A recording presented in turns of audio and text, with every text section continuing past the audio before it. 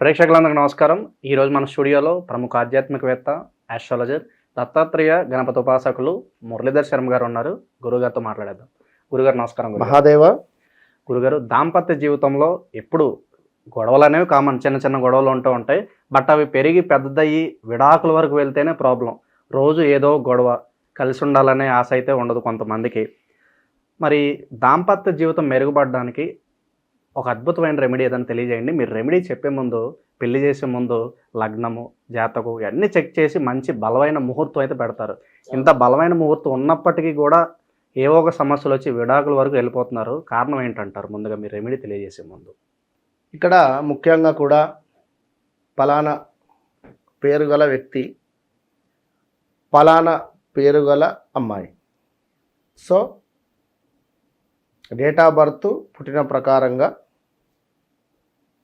ఇద్దరి లగ్నాలు, ఇద్దరి నక్షత్రాలు, ఇద్దరి సప్తమ భావాలు, ఇద్దరి చాట్లో ద్వాదశ భావం,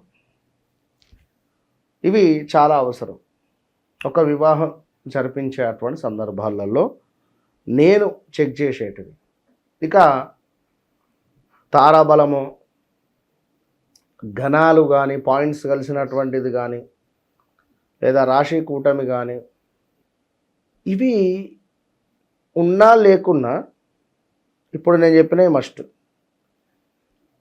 ఒక తండ్రి ఒక కూతురుకి వివాహం జరిపిస్తున్నాడు అంటే తప్పకుండా మంచి ఆస్ట్రాలజర్ కానీ, చక్కటి చదువుకున్నటువంటి వారు. ఇక్కడ రెండు రకాలు ఉంటాయి. వేదం వేరు, జ్యోతిష్యం వేరు.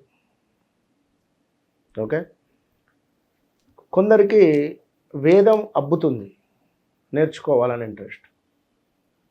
కొందరికి ప్రిడిక్షన్, జాతకం ఎట్లా చూడాలి, ఏమిటి అనేది. అంటే మంచి పండితుల వారింట్లో అందరూ వేద బ్రాహ్మణులు ఉంటే ఒకరు జ్యోతిష్యంలో దిట్టవారు ఉంటారు. సో వారికి ఇంట్రెస్ట్ ఉండదు. కనుక అందరూ ఇక్కడ ఎర్రచీర, మన తెల్ల చీరనో ఎర్ర చీరనో కట్టుకుందల్లా నా పెళ్ళామే అన్నట్టుగా కాకుండా, ధోతి కట్టుకున్నటువంటి వారు ప్రతివారు బ్రాహ్మణుడు అయిపోరు. సంధ్యావందనము, అదేవిధంగా గాయత్రి ఉపదేశము చేసుకొని సంధ్యావందనాన్ని ఖచ్చితంగా, శాస్త్రంలో ఏముంది తెలుసా, 2 రోజులు సంధ్యావందనం చేయకుంటే, ఒక్కరోజు చేయకున్నా కూడా యజ్ఞోపవీతం తీసి మళ్ళీ వేసుకోవాలి. పనికిరాడని చెప్పుకుంది, మళ్ళీ చేస్తే పనికిరాదు.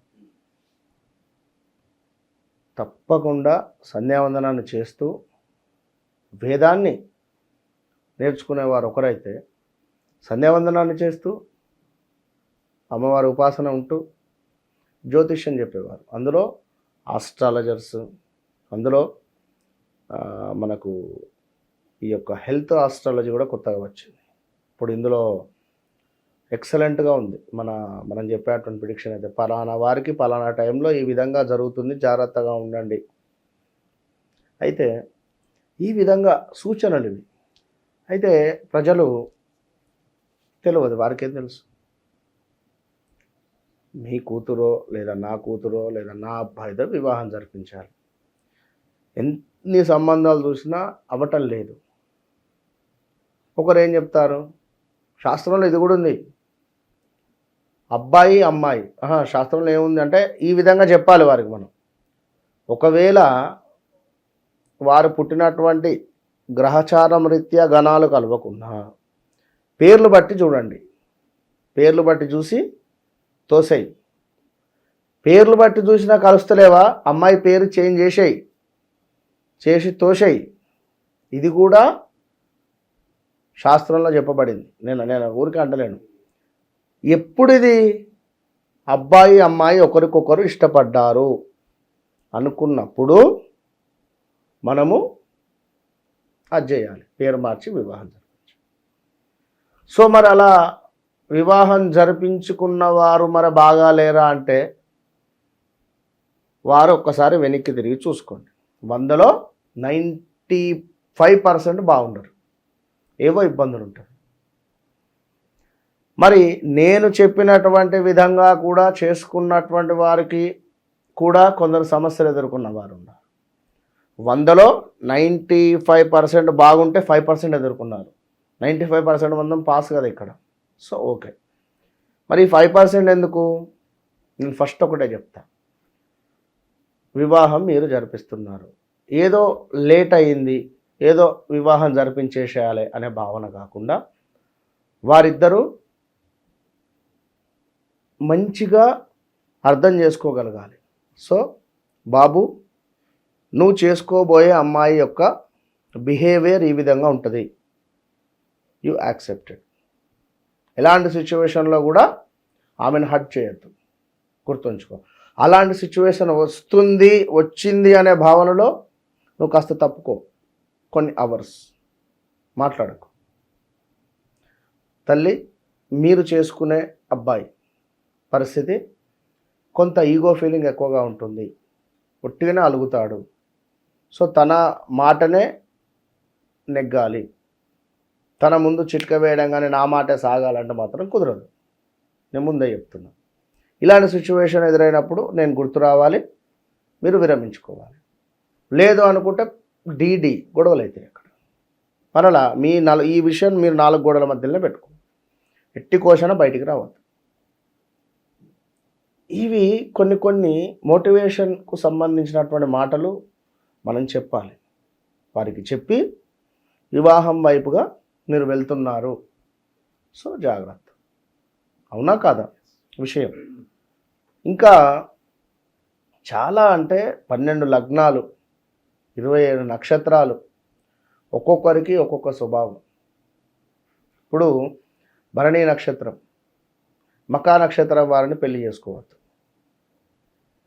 కానీ బాగానే కలుస్తుంది లగ్నాలు కానీ ఇవన్నీ కూడా.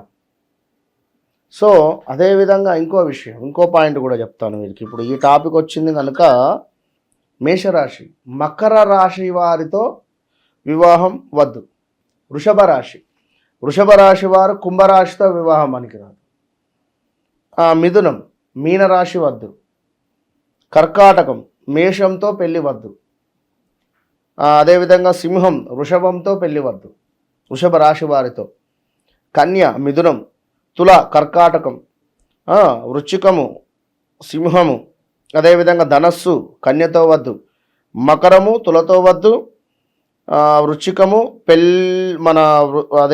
కుంభము, వృశ్చిక రాశితో వద్దు. ధనస్సు, మీనము, ధనస్సు రాశితో వద్దు. అంటే ఇట్లా కొన్ని చూసుకోవాలి, మనం చూసుకొని ముందుకు వెళ్ళాలి. కొన్ని షష్టాష్టకాలు పడుతుంది. నిన్న ఒక కాల్ మాట్లాడినా 2003లో వివాహం అయింది. సో ఎప్పటికైనా చట్టం తరపున తాను చేసుకొని పోతుంది. 2003 అంటే ఎప్పుడు? 2003, 2005 అంటే 20 ఏళ్ళు అయిపోయింది.